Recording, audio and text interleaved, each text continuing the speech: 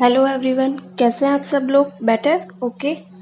एक बार फिर से वेलकम आपका हमारे नए लेक्चर में। फ्रेंड्स, लास्ट लेक्चर में हमने बात की थी डिमांड के बारे में। डिमांड क्या होती है उसका लॉ पढ़ा था। इलास्टिसिटी ऑफ डिमांड के बारे में भी हमने डिस्कस किया था।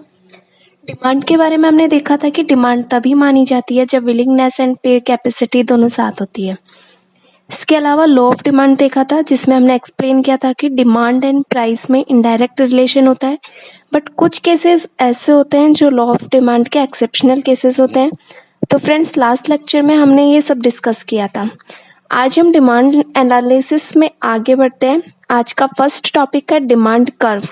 डिमांड कर्व क्या होता है, क्यों बनाया जाता है एंड मोर। चलिए स्टार्ट करते हैं। डिमांड कर्व क्या होता है? जब प्राइस एंड डिमांड के रिलेशन को ग्राफ फॉर्मेशन या डायग्राम से रिप्रेजेंट करते हैं, उसे डिमांड कर्व कहते हैं। डिमांड कर्व डाउनवर्ड स्लोप में होता है, मतलब लेफ्ट टू राइट गिरता हुआ होता है। ऐसा क्यों होता है कि कर्व का स्लोप डाउनवर्ड होता है? चलिए इसको मैं आपको एग्जाम्पल के थ्रू बताती हूँ। सबसे पहले एक इमेजिनरी टेबल बनाते हैं। किसी भी एक वस्तु की प्राइस एंड डिमांड को शो करेंगे। एग्जाम्पल, यहाँ पे हमने लिए ऑरेंज की प्राइस और ऑरेंज की डिमांड। ये हमने टेबल बना ली। प्राइस हमने लिखी है 1 2 3 4 5 और डिमांड है 1000, 700, 400, 200 और 100। ये हमने टेबल बनाई। इसमें क्या बताया गया है कि जब प्राइस 1 थी तो डिमांड 1000 थी। जब प्राइस 2 हुई तो डिमांड 700 थी, और जब प्राइस 5 हुई तो डिमांड 100 हो गई। इससे क्या कंक्लूजन निकलता है कि जब प्राइस कम है तो डिमांड ज़्यादा है, और जब प्राइस ज़्यादा है तो डिमांड कम है। और यही क्या है? यही लॉ ऑफ डिमांड है, जो प्राइस एंड डिमांड में इनडायरेक्ट रिलेशन दिखाता है। चलिए अब टेबल को ग्राफ पर शो करते हैं। हम ओ एक्स अक्ष पर लेते हैं डिमांड को और ओ वाई पर लेते हैं प्राइस को।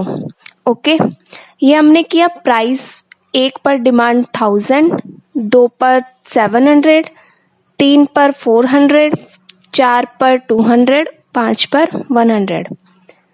अब हम इन्हें मिला देते हैं। क्या शो हुआ इससे कि डिमांड का स्लोप डाउनवर्ड है। यही डिमांड कर्व है। ओके, आया समझ? डिमांड कर्व क्या है? जब डिमांड एंड प्राइस रिलेशन को ग्राफ फॉर्मेशन में शो करते हैं, वह डिमांड कर्व है, और इसका फॉर्मेशन डाउनवर्ड होता है। फ्रेंड्स, यदि अभी तक आपने हमारे चैनल को सब्सक्राइब नहीं किया है तो प्लीज़ सब्सक्राइब, और यदि आपको कोई क्वेश्चन माइंड में है तो कमेंट बॉक्स में please ask, I will reply you. चलिए नेक्स्ट, एंड डिमांड क्वांटिटी में चेंजेस। अब आपके माइंड में आया होगा कि डिमांड एंड डिमांड क्वांटिटी में क्या डिफरेंस है, दोनों एक ही तो है? नहीं, दोनों एक नहीं है, दोनों अलग अलग है। और इसी के कारण दो सिचुएशन आती है। First, expansion and contraction in demand, मांग में विस्तार और संकुचन। Second, increase and decrease in demand, मांग में वृद्धि और। चलिए फर्स्ट हम कंफ्यूजन दूर करते हैं डिमांड एंड डिमांड क्वांटिटी में। डिमांड क्या है? विलिंगनेस के साथ, मतलब इच्छा के साथ किसी गुड्स को पैसा देकर परचेज करना, और उस वस्तु की हम कितनी मात्रा या क्वांटिटी परचेज करते हैं, उसे डिमांड क्वांटिटी कहते हैं।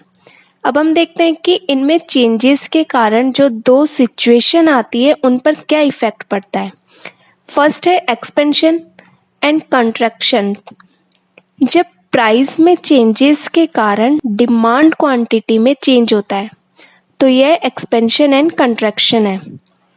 ध्यान से समझिएगा, डिमांड क्वांटिटी में चेंज होने पर एक्सपेंशन एंड कंट्रैक्शन होता है। इसको ग्राफ की हेल्प से समझते हैं। ग्राफ में हम देखते हैं कि जब प्राइस में वृद्धि यानी इंक्रीज होता है तो क्वांटिटी कम हो जाती है, जो P1 और Q1 से डिनोट की गई है। इसके अपोजिट जब प्राइस में कमी होती है तो क्वांटिटी ज़्यादा होती है, जो P0 और Q0 से डिनोट है। यही डिमांड में एक्सपेंशन एंड कंट्रैक्शन है। इसे आप इस तरह से भी समझ सकते हैं, डिमांड क्वांटिटी में चेंजेस, एक्सपेंशन, कंट्रैक्शन। किस कारण होता है ये changes? Cause of price changes. Price changes के कारण डिमांड क्वांटिटी में चेंज। ओके, सेकंड है increase and decrease in demand. जब प्राइस के अलावा अदर फैक्टर्स के कारण डिमांड पर इफेक्ट पड़ता है, प्राइस के अलावा अदर फैक्टर्स के कारण डिमांड पर इफेक्ट पड़ता है तो उसे increase and decrease in demand कहते हैं। ग्राफ से समझते हैं। ग्राफ में क्या शो होता है हमें? जब इंक्रीज एंड डिक्रीज होता है तब डिमांड लाइन शिफ्ट होती है। इसे आप इस तरह से भी समझ सकते हैं, change in demand, increase and decrease, cause of other factors. जब डिमांड में इंक्रीज होता है तो डिमांड जो लाइन है वो राइट साइड में शिफ्ट होती है, और जब डिक्रीज होता है इन डिमांड में तो लेफ्ट साइड शिफ्ट होती है। फ्रेंड्स, ये था डिमांड एनालिसिस। अभी तक भी आपने हमारे चैनल को सब्सक्राइब नहीं किया है तो प्लीज सब्सक्राइब, और यदि आपको कुछ समझ ना आए तो मुझे कमेंट बॉक्स में बताइएगा, कमेंट कीजिए, ताकि मैं नेक्स्ट वीडियो में आपको प्रॉपर वे में एक्सप्लेन कर सकूं और मेरी गलती को सुधार सकूं। Thank you. प्लीज़ अगर आप हमारे चैनल पर नए हैं तो चैनल को सब्सक्राइब कीजिए, लाइक कीजिए और शेयर कीजिए। Thank you.